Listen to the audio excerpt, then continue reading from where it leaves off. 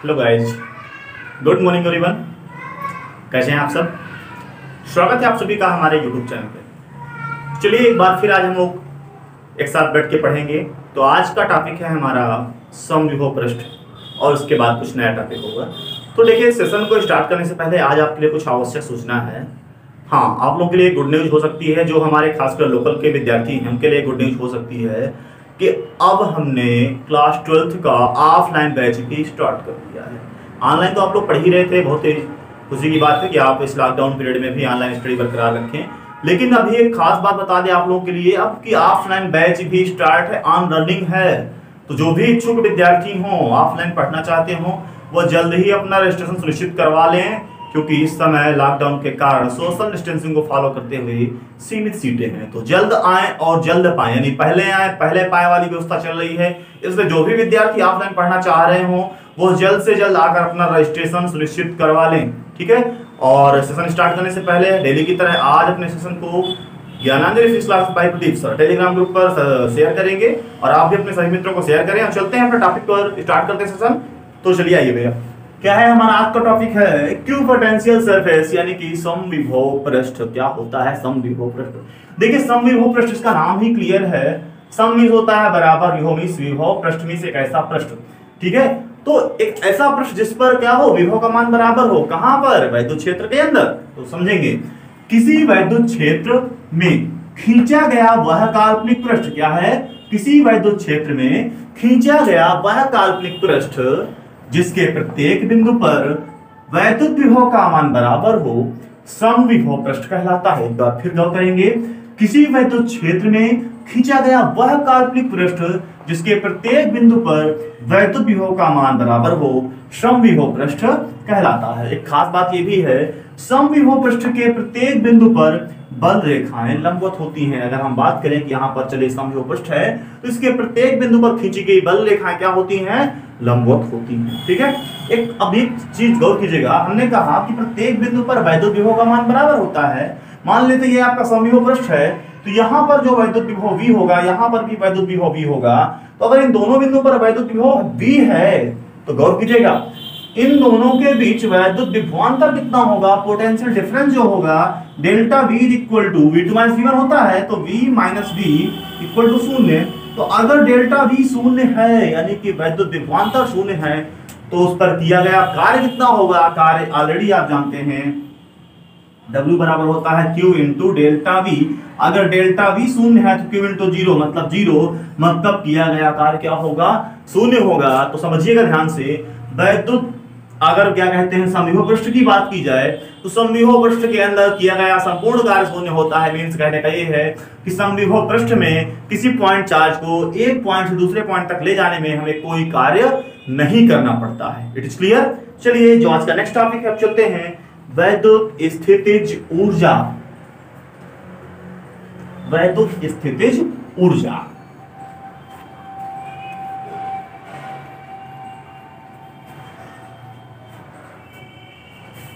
Electric potential energy.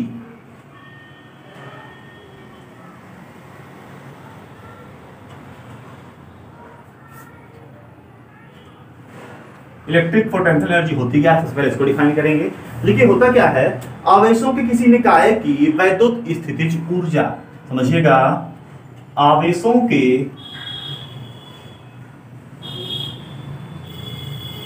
किसी निकाय की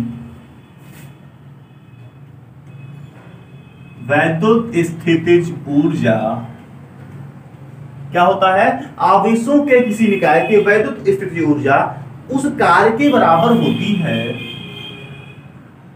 उस कार्य के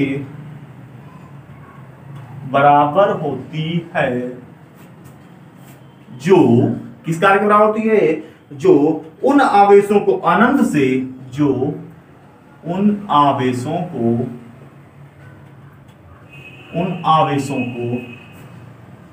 अनंत से परस्पर समीप लाकर, ध्यान दीजिएगा, आवेशों के किसी निकाय की वैद्युत स्थितिज ऊर्जा उस कार्य के बराबर होती है जो उन आवेशों को अनंत से परस्पर समीप लाकर रचना करने में किया गया है। मतलब जब हम अनंत से किन्हीं दो बिंदु आवेशों को एक जगह पर लाकर वैद्युत क्षेत्र के अंदर रखते हैं तो उनको लाने में या उस रचना करने में उस निकाय की जो कार्य करना पड़ता है वही क्या होता है, वैद्युत स्थितिज ऊर्जा होती है। चलिए मान लेते हैं Q1 प्लस Q1 तथा प्लस Q2 कूलम दोनों से बना एक निकाय है जो कि A और B बिंदुओं पर स्थित है। ठीक है, क्या है, A और B बिंदुओं पर स्थित हैं। इनके बीच की दूरी स्मॉल r है। आप समझिएगा हमने क्या कहा कि अगर मान लेते हैं कि अनंत से पहले प्लस Q1 कूलम को लेकर आए, जब प्लस Q1 कूलम को लेकर आए तब तो यहाँ पर कोई चार्ज था नहीं, थोड़ी देर के लिए भूल जाएगा कि यहाँ पर कोई चार्ज है। हम कहते हैं अनंत से प्लस Q1 कूलम आवेश को लेकर बिंदु A पर आकर छोड़ देते हैं। तो जब बिंदु A पर प्लस Q1 कूलम लाए उस कंडीशन पे यहाँ पर कोई दूसरा चार्ज नहीं था, मतलब यहाँ पर कोई वैद्युत क्षेत्र नहीं था। जब यहाँ पर कोई दूसरा चार्ज नहीं था तो इस पर अपोजिट फोर्स भी लगाने वाला कोई नहीं था, मतलब इसको लाने में हमें कोई कार्य करना नहीं पड़ा। किंतु जब इसको लाकर हम यहाँ रख देते हैं और जब दूसरा चार्ज मान लेते हैं इनफाइनाइट से हम लेके आ रहे हैं, जब अनंत से दूसरा चार्ज लेके आएंगे तो इसके आसपास कोई ना कोई वैद्युत क्षेत्र होगा। यह वैद्युत क्षेत्र उस आवेश के आने का विरोध करेगा। जब विरोध करेगा तो उसके अपोजिट में हमें कोई ना कोई कार्य करना पड़ेगा। तो मान लेते हैं कि जब इस बिंदु B तक प्लस Q2 कूलम लेके आते हैं तब हमें कुछ ना कुछ कार्य करना पड़ता है। सबसे पहले तो हम चर्चा करेंगे कि इस बिंदु B पर प्लस Q1 कूलम आवेश के कारण वैद्युत विभव कितना होगा। तो लिखेंगे बिंदु B पर प्लस Q1 कूलम के कारण वैद्युत विभव, तो V इक्वल टू हो गए 1/4 pi epsilon naught Q1 by R। ठीक है, क्योंकि इस आवेश के कारण इस बिंदु पर वैद्युत विभव की चर्चा कर रहे हैं तो क्या हो जाएगा, V equal to 1/4 pi epsilon naught Q1 by R। अब यह इस बिंदु पर वैद्युत विभव था। इस बिंदु पर स्थित प्लस Q2 कूलम को जब हम अनंत से लेकर आए तो किया गया कार्य क्या होगा, तो किया गया कार्य W इक्वल टू होगा V इंटू Q2। V कितना है, V है आपका, इसको समीकरण एक मान लें, समीकरण से V का मान रखने पर V इक्वल टू क्या होगा 1/4 pi epsilon naught Q1 by R into Q2।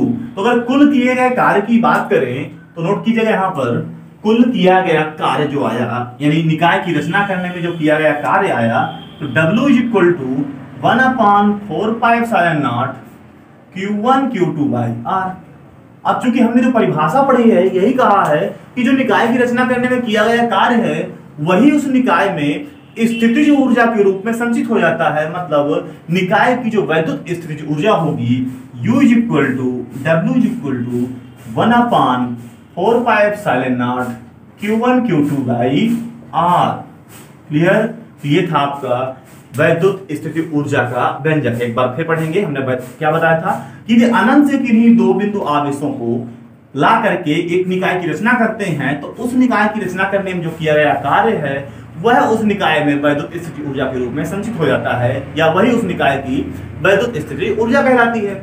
उसके लिए माना प्लस Q1 व प्लस Q2 कूलम के दो बिंदु आवेश हैं, ठीक है, जो बिंदु A व B पर स्थित हैं। अब इन A व B पर स्थित कैसे हुए, अनंत से प्लस Q1 कूलम को अगर हम बिंदु A तक लेके आए, ठीक, जब बिंदु A तक प्लस Q1 कूलम को अनंत से लेकर आते हैं उस समय यहाँ पर कोई वैद्युत आवेश नहीं है, या इसके चारों ओर वैद्युत क्षेत्र शून्य है, उस स्थिति में कोई कार्य नहीं हुआ।